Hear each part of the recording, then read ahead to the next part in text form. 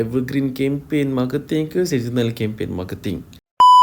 Ada orang tanya saya, mana lagi penting? Evergreen campaign marketing ke seasonal campaign marketing? So kalau in case anda tak tahu, evergreen campaign ialah campaign-campaign yang kita memang kena jalan setiap hari, setiap minggu, setiap bulan, setiap tahun. Dia macam contohnya iklan berbayar, contohnya macam posting content, daily content, and then buat live, influencer marketing, database marketing, blast-blast WhatsApp, semua tu saya kategorikan dia sebagai evergreen campaign. Seasonal campaign pula adalah campaign promosi yang kita buat pada waktu-waktu event yang penting, macam waktu raya, puasa, merdeka, 11-11, 12-12, macam tu. Jadi sebenarnya jawapannya ialah dua-duanya pun penting. Sebab kenapa? Sebab satu ialah untuk kita maintain jualan, satu lagi adalah untuk kita boostkan jualan ataupun sale yang waktu duration yang memang sale kita drop. Contohlah waktu puasa raya sale kita drop, at least kita tak drop teruk sangat, at least kita dapat break even ke, macam tu. So dua-dua ni penting dan ada function dia. Okay, tapi bukan dua ni saja, ada lagi dua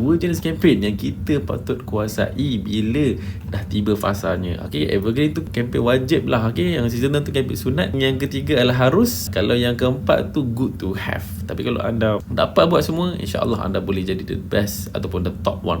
Nak belajar lebih lanjut lagi, pergi je link dekat bio. Dan kalau nak belajar tentang bisnes dengan marketing, pergi dekat farabi.my dan subscribe.